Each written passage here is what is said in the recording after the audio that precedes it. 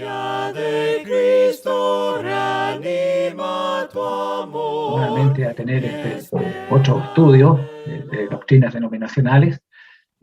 Estamos viendo las falsas ideas que tiene la Iglesia Católica Romana en relación a lo que es María.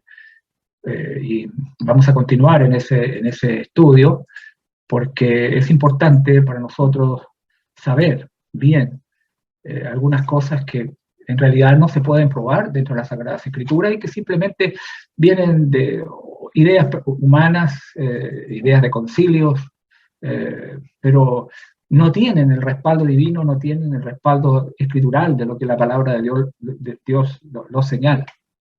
Y en este aspecto ya hemos tratado este primer tema en la clase pasada, que tiene que ver con estas falsas ideas sobre el catolicismo, y nos basamos en la idea en que se hablaba de que María permaneció virgen perpetuamente. Desarrollamos bastante varios temas sobre de lo que la Sagrada Escritura señala, y hoy día nos corresponde a otro de estas cosas, estas ideas falsas que no tienen respaldo en la palabra del Señor. Y el estudio de esta noche tiene que ver con la falsa idea que María fue concebida, esa es la palabra, libre del pecado original. Y ya es una idea extraña a las Sagradas Escrituras, en el cual se sostiene de que, en referencia al pecado original, el cometido por nuestros primeros padres, Adán y Eva, la culpa de aquello ha sido traspasado a toda la raza humana. Y ahí es la idea de que las personas que nacen en este mundo vienen ya manchados con lo que es el pecado original. Algo que la Escritura no lo señala así, porque hemos analizado en otras oportunidades. Hoy podremos hacer un recuerdo desde el mismo libro de Génesis, del principio. La Escritura señala la condición del ser humano poniéndole un límite, o de dónde comienza. Dice Génesis capítulo 8, en el versículo 21, en una parte del versículo, dice: porque el intento del corazón del hombre es malo desde su juventud. Está colocando una edad, hay una edad de inocencia, y hay una edad en que se pierde esa inocencia con el conocimiento de lo que es el bien y el mal. Eso es lo que hemos visto en algunos estudios de la palabra del Señor, el libro de Deuteronomio, en el capítulo 1, por ejemplo, en el versículo 39, es claro lo que señala acá. Dice, versículo 39, y vuestros niños, dice, de los cuales dijisteis que servirían de botín, y vuestros hijos que no saben oír lo bueno ni lo malo. Habla de los niños, hablando que ellos no saben lo bueno ni lo malo. Por lo tanto, un niño no nace con esto, porque eso no existe. El catolicismo sostiene que María fue concebida libre del pecado original y que así permaneció, sin pecado, para siempre.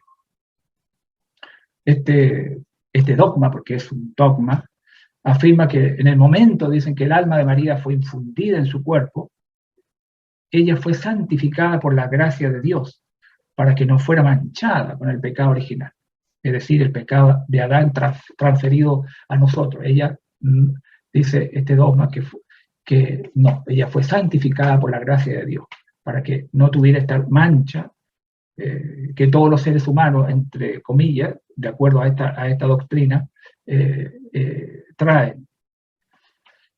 El dogma no es cierto, porque sabemos que nadie nace con el pecado original. A través de las Escrituras se va señalando esto.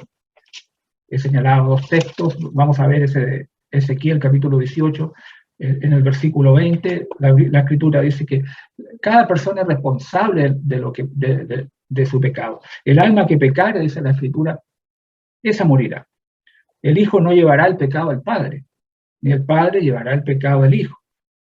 La justicia del justo será sobre él y la impiedad del impío será sobre él. El Padre no llevará el pecado del Hijo, ni el Padre, ni el Hijo llevará el pecado del Padre, y así lo contrario. El pecado no se hereda. El pecado es algo que cada persona comete.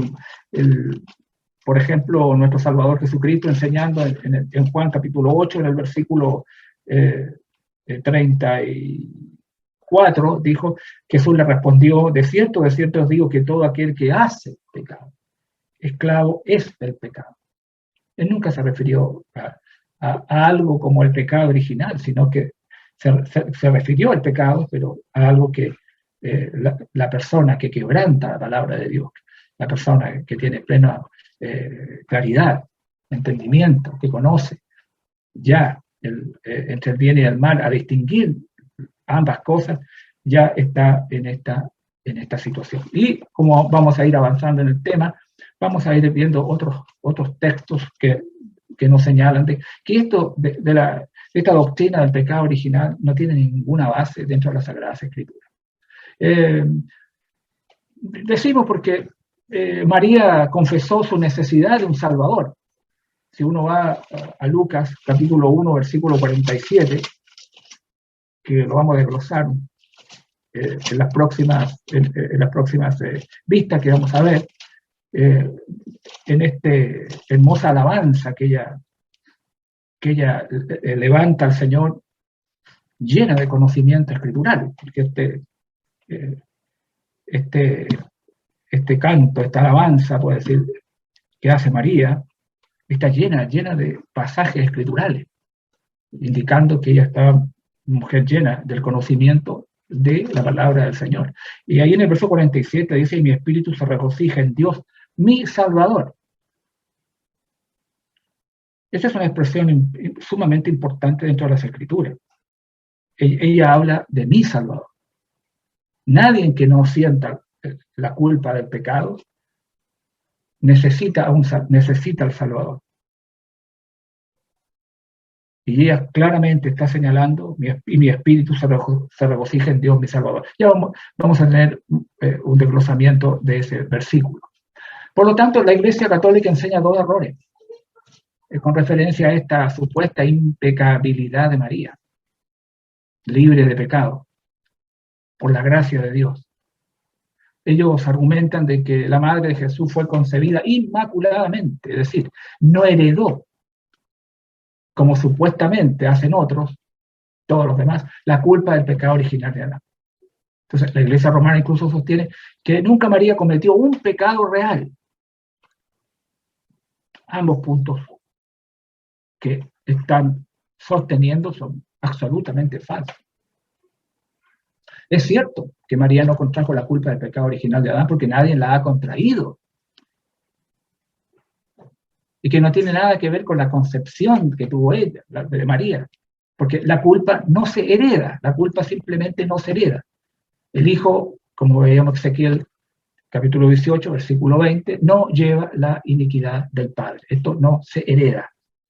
Los seres humanos, hemos dicho, se extravían, no nacen en el pecado, se extravían llegando al momento en que se pierde la inocencia. Uno está muerto espiritualmente por su pecado personal. El apóstol Pablo, en la carta a los Efesios, en el capítulo 2, en el versículo 1, señaló a los Efesios, y Él os dio vida a vosotros cuando estabais muertos en vuestros delitos y pecados. Él les dio vida cuando estabais muertos, pero en vuestros delitos y pecados. No estabais muertos por el pecado original, por la culpa que se hereda del pecado de Adán. No, cada uno está muerto ante los ojos de Dios por su pecado personal, no por los de otros. Nadie tiene que ver con los pecados de otros. Cada uno dará cuenta de sus propios pecados. Ahora tampoco no es cierto que María cometió un pecado real, un pecado, haciéndola inmaculada, sin ninguna falla y nunca. No es lo que las Escrituras señalan. En su magnífico salmo, que es un canto, que así está establecido con la métrica ahí en Lucas, donde hemos leído el capítulo 1, en el versículo 47, anteriormente, ella dijo: engrandece mi alma al Señor y mi espíritu se regocija en Dios mi Salvador. Anteriormente he dicho, y hoy vuelvo a repetir ahora, que observemos que ella se refirió al Señor como mi Salvador. O sea, no simplemente como un Salvador o el Salvador. O sea, ninguna persona que no tenga pecado necesita un Salvador. Así que claramente esta declaración implica que María reconoce ser lo que somos todos, al igual que el resto de nosotros. El apóstol Pablo ha señalado lo que la sabiduría de Dios nos señala de lo que somos ante la presencia de Dios. Romanos capítulo 3, versículo 23. Por cuanto todos pecaron. No hay nadie que quede lejos de esto, todos pecaron. La Escritura no señala a nadie y están destituidos de la gloria de Dios. En el versículo 9, el apóstol dice que pues somos nosotros mejores que ellos. En ninguna manera. Ya hemos acusado a judíos y a gentiles, todo el mundo, que todos están bajo pecado. Esa es la condición del ser humano. Es por esa razón que necesitamos un libertador, necesitamos un salvador, un redentor. Sin duda, fue una de las damas más nobles que jamás haya adornado este planeta. Eso a nadie nos parece distinto. Sin embargo, ella no estaba libre de pecado. El apóstol Juan ha señalado en su carta, en la primera de Juan, en el capítulo 1, en el versículo 8, si decimos que no tenemos pecado, nos engañamos a nosotros mismos. Y la verdad no está en nosotros. Versículo 10, si decimos que no hemos pecado, le hacemos a él mentiroso y su palabra no está en nosotros. Por lo tanto, yo creo que este canto, este salmo, que está ahí en Lucas capítulo 1, tiene mucho que decir, como lo vamos a ir viendo en las próximas clases que vamos a tener sobre esto.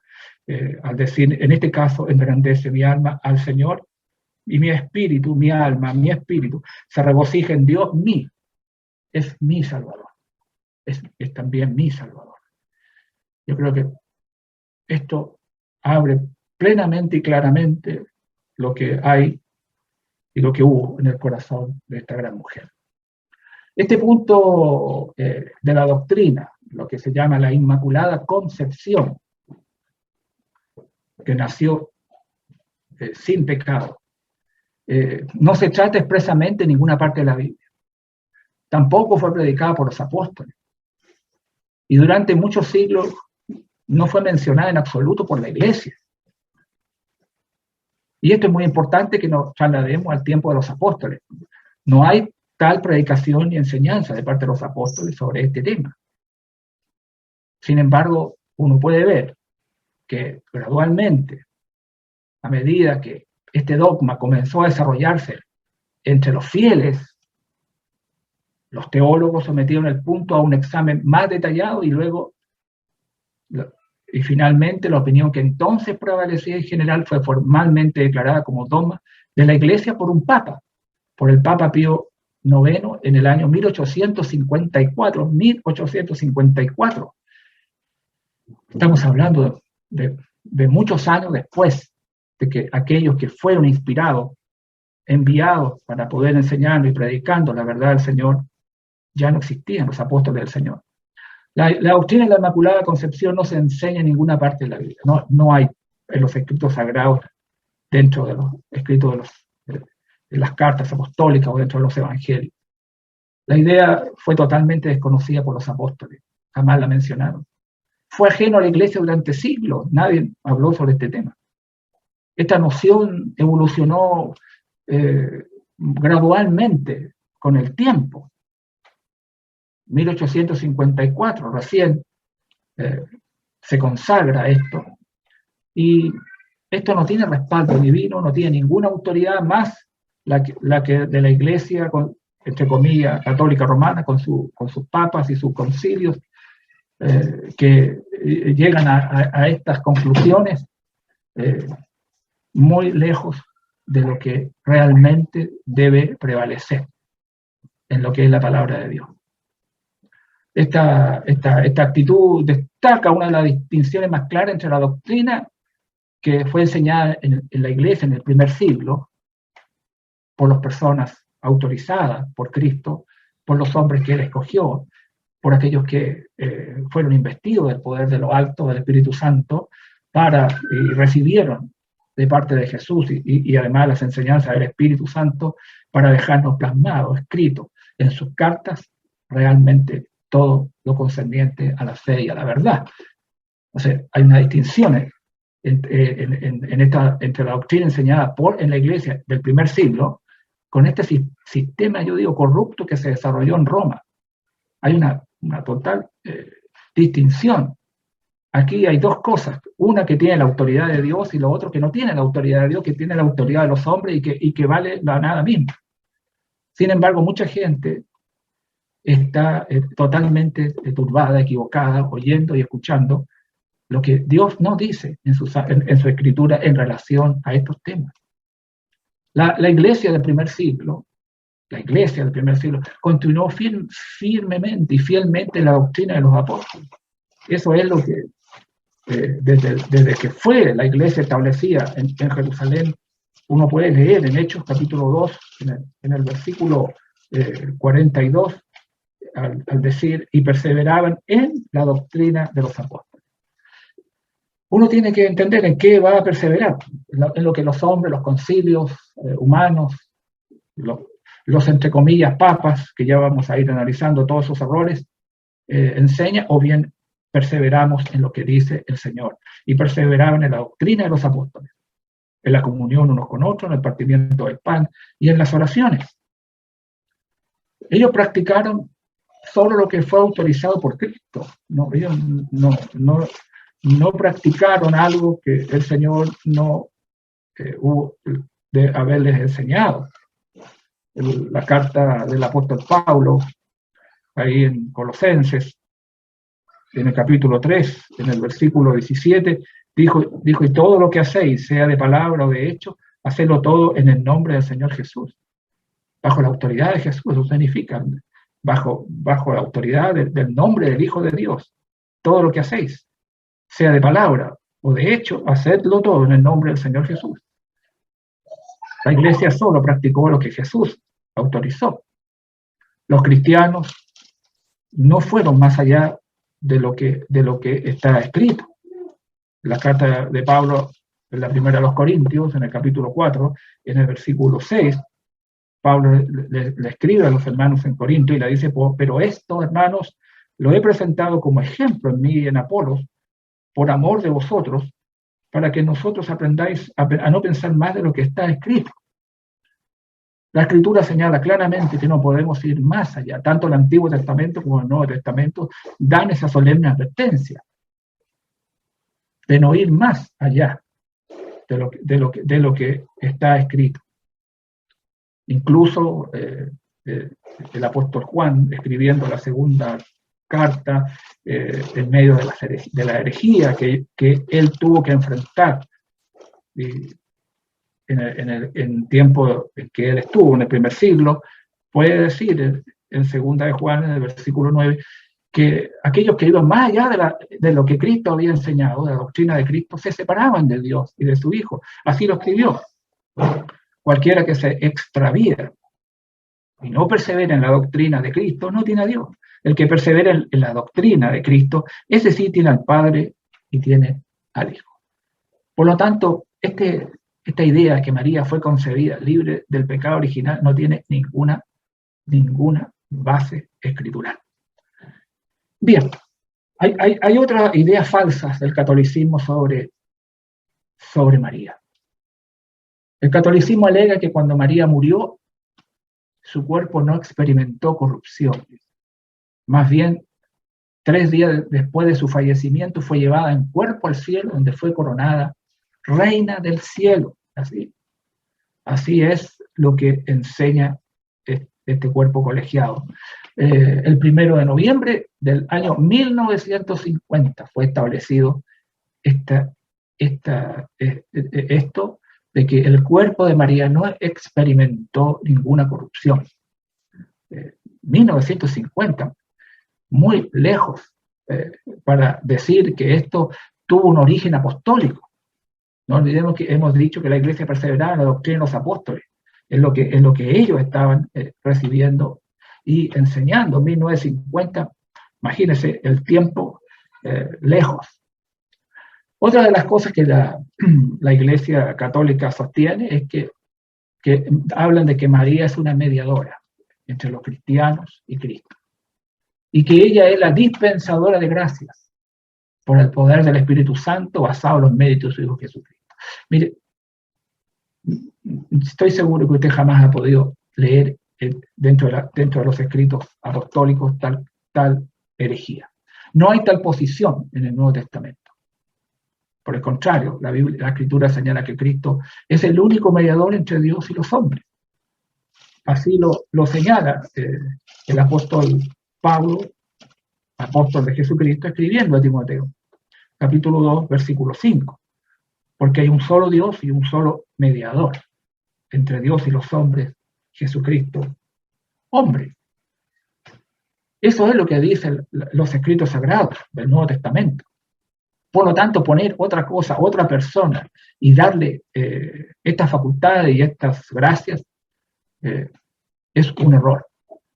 Un error que está llevando a muchos en este culto mariano, a millones, por un camino que no es el camino del Señor, no es el camino de la verdad, sino es el camino de mentes humanas que se han puesto estas ideas en los creyentes, alejándolos totalmente de lo que la verdad de Dios señala. Otra cosa, un error que en la enseñanza que hace la Iglesia Romana de María, se refiere a que María es una corredentora. La Iglesia Romana defiende la noción de que María es una corredentora junto con Cristo. Eso al decir corredentora, están refiriéndose a una cosa muy seria, porque esta afirmación es un grave error, porque el único camino exclusivo al Padre es Jesús. Jesús en forma personal misma pudo señalarlo ahí en Juan capítulo 14, en el versículo 6. Jesús le dijo: yo soy el camino y la verdad y la vida. Nadie viene al Padre sino por mí. Nadie puede ir al Padre a través o a Jesús a través de María, o al Padre a través de María. El único camino para ir al Padre, nadie viene al Padre, nadie, dice Jesús, sino por mí. Y el apóstol Pedro, ahí en Hechos capítulo 4, defendiéndose ante el concilio judío, al decir el versículo 11, levantando lo que los salmos hablaban, en referencia de quién era Jesús, 11 y 12, dice: este Jesús es la piedra reprobada por vosotros los edificadores, la cual ha venido a ser la piedra principal del ángulo, la cabeza del ángulo. Y en ninguno otro hay salvación. En ninguno otro hay salvación, porque no hay otro nombre bajo el cielo dado a los hombres en que podamos ser salvos. Eso lo dijo el apóstol Pedro. Y eso es lo que está aquí registrado en la palabra del Señor. En Cristo solamente hay salvación.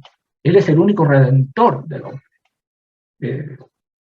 Es en su nombre que se dobla, como Pablo lo señala en Filipenses, en el capítulo 2, en el versículo 10, dice, para que en el nombre de Jesús se doble toda rodilla de los que están en los cielos y en la tierra y debajo de la tierra, y toda lengua confiese que Jesucristo es el Señor, para la gloria de Dios Padre. Jesús es el camino único al Padre.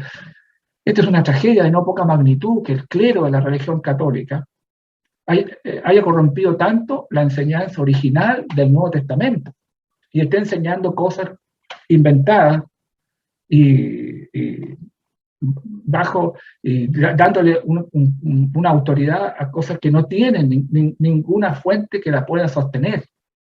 Porque la fuente divina es lo que la palabra de Dios está señalando, lo que los apóstoles están diciendo. Bueno, por desgracia, tal apostasía fue predicha en las Escrituras. Esto fue dicho de esta apostasía que vendría después de la muerte de los apóstoles y cómo se corrompería la fe, la religión, y que llegaría a situaciones gravísimas. El apóstol Pablo, escribiendo en la primera de Timoteo, en el capítulo 4, en el versículo 1 y en los versículos que vienen, dice, pero el Espíritu dice claramente que en los postreros tiempos algunos apostatarán de la fe, o sea, se apartarán de la fe que fue entregada a los santos en el primer siglo, escuchando a espíritus engañadores y a doctrinas de demonios. Por la hipocresía de mentirosos que, teniendo cauterizada la conciencia, prohibirán casarse y mandarán abstenerse de alimentos que Dios creó para que con acción de gracias participasen de ellos los creyentes y los que han conocido la verdad. El Espíritu, dice Pablo, habla, porque el Espíritu habla, el Espíritu Santo es Dios, el Espíritu el que ha dicho estas cosas, de lo que sucedería en los tiempos. Ya Pablo está refiriéndose a esto en el tiempo que él está presente, y en los que vendrían, habría un apartamiento de la fe. Entonces, eso es lo que se ha vivido. Eso es exactamente lo que se ha vivido. Dice Pablo, 2 de Timoteo, en el capítulo 4, en lo que le encarga a Timoteo. Por eso que hacemos énfasis en lo que Dios dice y en referencia a lo que los hombres dicen. El apóstol escribe a Timoteo y le dice, te encarezco delante de Dios y del Señor Jesucristo, que juzgará a los vivos y a los muertos en su manifestación y en su reino, que prediques la palabra, que intes a tiempo y fuera de tiempo, redarguye, reprende, exhorta con toda paciencia y doctrina, predica la palabra, en referencia a la palabra de Dios, no a palabra humana, no a las ideas de los hombres. Y le dice, porque estos verbos están en tiempo futuro, porque vendrá tiempo cuando no sufrirán, tiempo futuro. ¿Qué cosa? La sana doctrina. La sana doctrina, la sana enseñanza, la que puede curar, la que puede sanar el alma de una persona. La doctrina del Señor es única.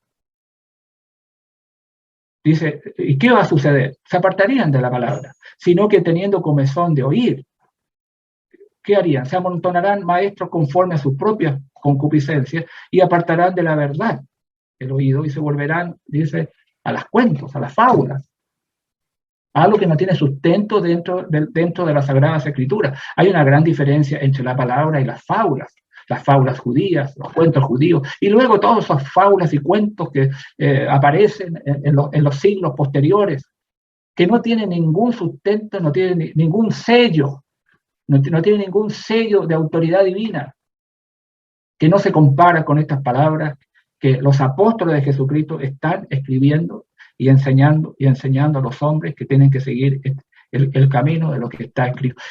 Eso es lo que le encarga Pablo, siendo anciano, a este joven predicador. Si uno ve otras partes de esta misma carta, 2 de Timoteo, capítulo 1, versículo 13, le dice, retén la forma, le dice, de las sanas palabras que de mí oíste, en la fe y el amor que es en Cristo Jesús. Retén la forma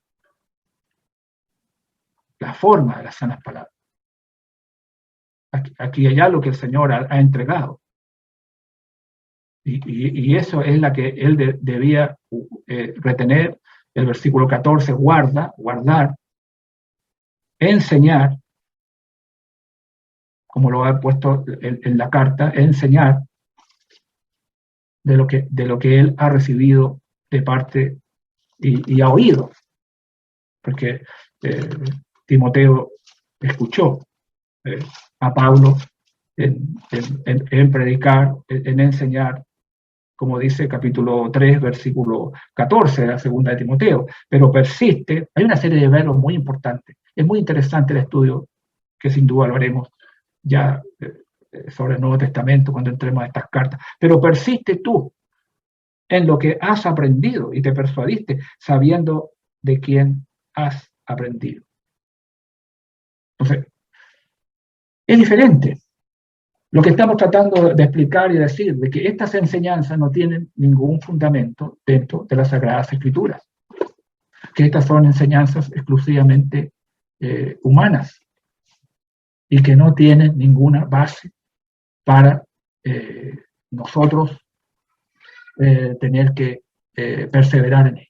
Estas falsas ideas del catolicismo en cuanto a María. María no permaneció virgen perpetuamente, eso lo hemos señalado dentro de las Sagradas Escrituras. María tampoco fue concedida libre del pecado original, como lo hemos tratado en esta noche. También las Escrituras enseñan que no hay nada, que su cuerpo, dice la Iglesia romana, que no experimentó corrupción. Eso no es así, que María es una mediadora junto con Jesús, que es una corredentora junto con Cristo. Eso, tal cosa no es así. Vamos a ver a María, a la María de la Biblia, a la María de las Escrituras, a la María, la escogida del Señor, tal como la palabra del Señor con toda su luz y brillantez muestra a esta insigne mujer dentro de las Sagradas Escrituras en la clase del próximo jueves. El Señor les bendiga y si Dios quiere nos vemos en este tema el próximo jueves.